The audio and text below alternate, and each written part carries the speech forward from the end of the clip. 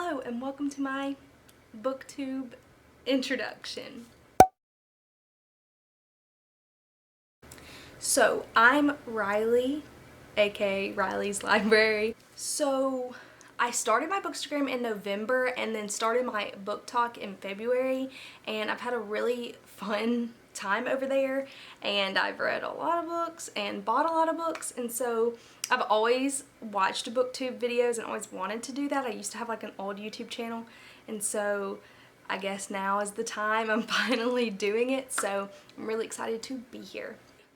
Also, I read a lot in high school, and then when I went to college I didn't read a lot, and so now that I'm out of college I've started reading again. So one, I'm trying to like catch up on books that I wanted to read that I never got around to it, plus new books, so I am a little behind. I just thought a better way to get to know me as well is to get to know the books that I like, so I'm going to be going over my top 10 current favorites. It changes all the time, but as of today, right now, May 12th, these are my current top 10 favorites. So I'm going to count down from 10 for my current favorite books. I'm going to tell you what they're about. Some of these you'll know what they're about, and why they are on my favorites list. Either because I really am obsessed with them right now, or because they have like some kind of sentimental value in my heart. And number 10 falls under the sentimental value in my heart. So at number 10 we have the Twilight series. Obviously, you know, vampires, werewolves, Bella, Edward. Are you team Edward or team Jacob? Everyone knows what Twilight is. I haven't read Midnight Sun, but I've read all the rest of them. I read these in 5th grade. I was absolutely obsessed. I like have this very distinct memory of like sitting in my bed reading Eclipse and being obsessed. Also because one of the characters in Eclipse, even though they're a bad guy, their name was Riley, and it was the first time I ever saw my name in a book, which was really exciting to me. But I grew up loving these. Also, I got to experience, you know, midnight premieres, and so I had like a whole experience with Twilight. So number 9 is the ACOTAR series. I understand that there are some problematic things with these books, but I actually picked this up before I made a Bookstagram, just like out of curiosity at Barnes & Noble. I started to read it. I put it down because it was slow and I was like, this is not that great. And then I picked it back up around the time I started my Bookstagram, when I went and got some other books like They Both Die at the End, all the things that were like really big on Book Talk at that point. And so this is what I will credit with the reason I started my Bookstagram. I was so obsessed with this book and all I wanted to do was read the next one and talk to people about this book. And I mean, I can't lie when I say that I still really like these books. So yeah, that's number 9, ACOTAR series. Coming in at number 8, we have Where the Crawdads Sing by Delia Owens. I read this before, like ACOTAR or any of those, before I even knew what Bookstagram or Book Talk was. I bought it and my mom read it before I got to read it, and she really loved it and like badgered me about it until I actually read it. It is about this girl named Kaya who lives in like the marsh of like the Outer Banks area. And it just goes back and forth between a crime scene, like present day in this area that she's like from, and it goes back to like when she's a kid, and it follows her in the flashbacks as she grows up. I really like the way that she connects nature with Kaya. She kind of grows up by herself, and so she like everything she learns and everything she does, she relates to nature, and so that's really cool. Also, there's a slight mystery aspect. I will say this is a much slower read, but that was kind of like the beauty of it. I liked that about it. I know that if you prefer a fast-paced read, you may not necessarily like this book, but they are making a movie and I really enjoyed it, so you should definitely try it. It's a very good idea for summer. So at number 8, I have Where the Crawdads Sing. So number 7 is a book that I actually recently read and was obsessed with, rated at 5 stars, and that book is The House in the Cerulean Sea. Okay, I know a lot of people are confused about if it's middle grade. This is an adult fantasy book. It's about this man who works for the Department of Magical Youth, and he gets sent to this orphanage where he is supposed to be watching what are seen as the worst of these like magical youth and like determining whether or not the orphanage should stay open. And I really love the found family in this, the way that he grows as a person and like what he like realizes his like kind of morals are, I guess. Also, the kids in this book are hilarious and I love them. They're precious. I don't know, it was just such an easy read and I absolutely loved it, so I definitely recommend it, and it's up there on my top 10 right now because I haven't had a book make me feel the way this book made me feel in a really long time. Number 6 is another sentimental value because it's not like a work of literature, but it makes me very happy. And so number 6 is the Maximum Ride series by James Patterson. This was my summer reading book in 7th grade, okay? And I just distinctly remember telling my mom, I'm not reading that, that looks stupid, like I was not a reader yet. Mom was like, you have to, and so I did. And I actually read it in like a couple days, very quickly finished it, was absolutely obsessed with it. So basically what the story is we follow this girl named Maximum Ride. She has wings. They all have wings. They were experimented on as children. In the beginning, one of their flock, that's what they call each other, is taken away to be experimented on. And so it's like this whole rescue mission of like this weird gang of teenagers going to save one of their own. And so Max is kind of like the leader of this group. It's not like amazing literature. Everything is very like out there, but to me then, like a girl with wings who could fight really well and was like saving the world, because it gets really crazy. There's like 10 different plots. I loved it as a 7th grader. I made my mom immediately take me to the library and get the next 2, and now I've reread all of them. I reread all of them in like middle school or high school, and I have all of the books. So I have Maximum Ride number 6 just for sentimental values, and it being the book, probably the first book series I ever read and I loved, that kind of made me start to be a reader. Number 5 is also a book I read recently, and I've seen mixed opinions on it on the internet, but number 5 for me is The Invisible Life of Addie LaRue by V.E. Schwab. If you don't already know, most people know what this is. It follows this girl named Addie who basically makes a deal with the devil for immortality, and so it goes between her current day in New York and back when she made the deal / all of the 300 years that she's like living in between, and so it goes back and forth. Wonderful. Okay, I understand that a lot of people are like it was boring and slow and Addie was a terrible protagonist. I don't feel that way. I liked how it was kind of slower. I love the writing style of this book. I sobbed, and I had not, like, I'm about to really spill some tea here. I didn't cry if they both died at the end. I like teared up. That's it. At Song of Achilles, if that tells you anything. I haven't cried at anything in a while, and when I say I sobbed at this, I was at someone's house, sobbed in front of them and their family, okay? I sobbed, and that is what made it a 5-star read for me. Just like the emotional aspect of it pushed it over there for me, because I don't feel that way about all books. And so I really loved this story, and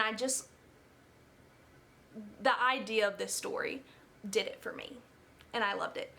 Number 4 is the Infernal Devices series by Cassandra Clare. This is another one where I was obsessed with the Mortal Instruments in high school. My best friend from high school recommended them to me. And so out of the 2, I liked the Infernal Devices better. I cried tears onto the page. Clockwork Princess tore me apart. I have not read any other Shadowhunters Chronicles since then. I do plan to. I'm planning a reread of this. But basically this is like all of the grandparents or great-grandparents, I don't remember exactly, of the original crew of the Shadowhunters. And if you don't already know, Shadowhunters are like half angel, half human, or they have like angel blood in them, and they like kill demons in London in like the 1800s, I think. And it was much more interesting than the original Mortal Instruments series. Absolutely loved these books then. I want to reread them and like know that I still love them. So this was just one of those books in high school that really got me through it, and that's why it's this high up on the list for me. This is kind of crazy because I read this book last month, and it is Ready Player One by Ernest Cline.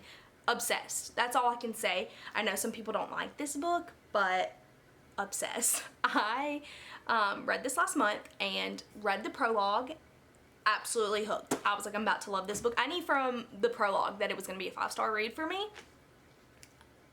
Obsessed. Obsessed. Ready Player 2 wasn't as good, but I loved Ready Player 1.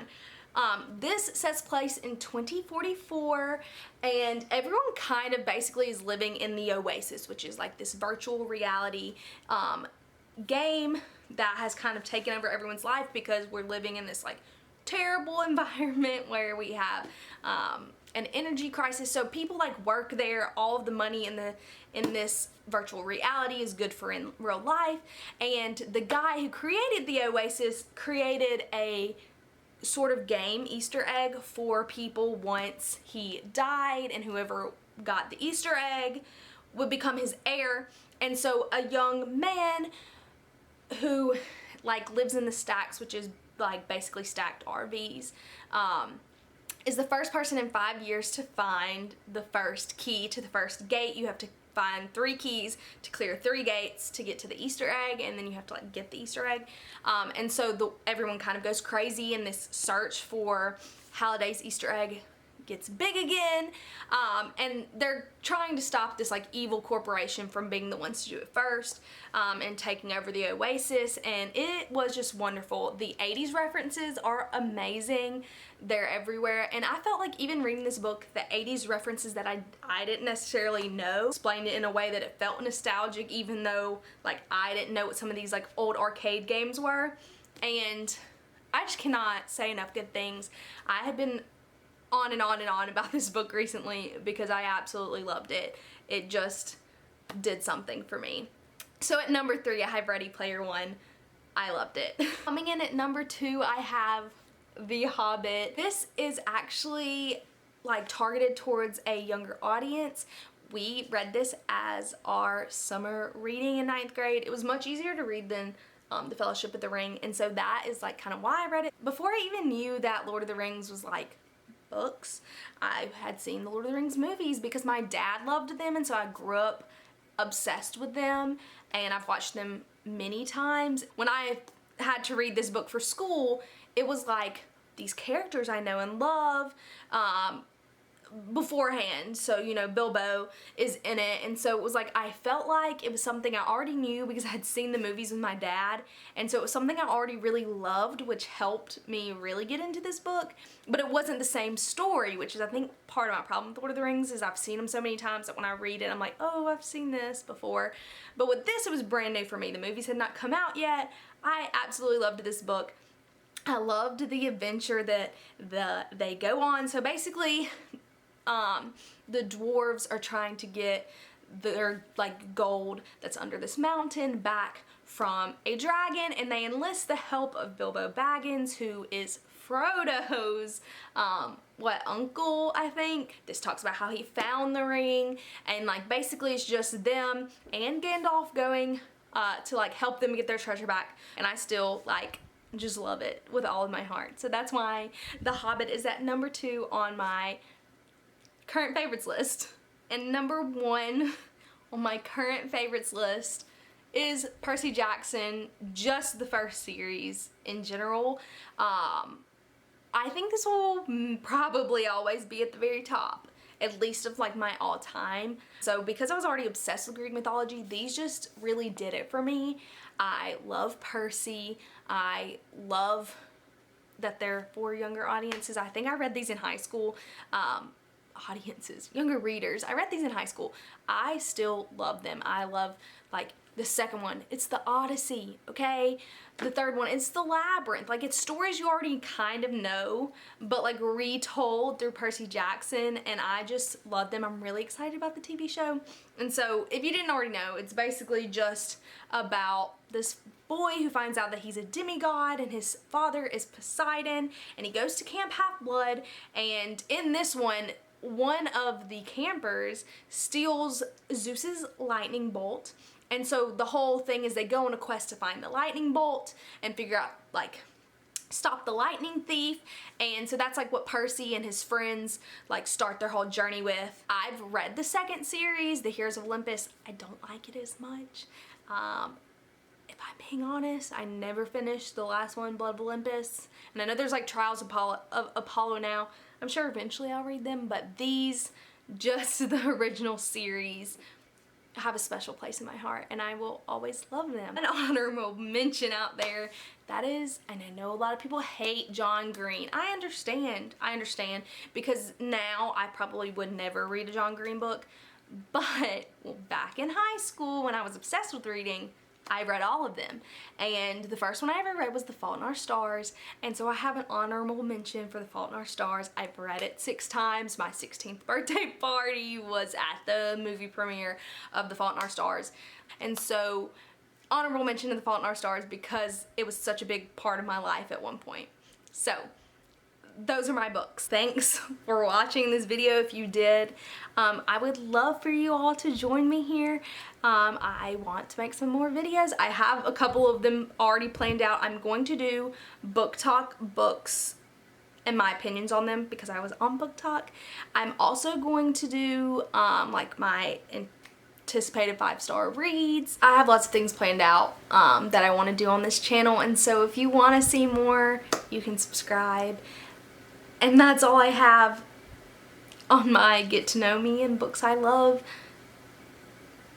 first video. So thank you so much, especially if you support me on Bookstagram or Book Talk. Thank you so much, and I'm really excited to start here on YouTube.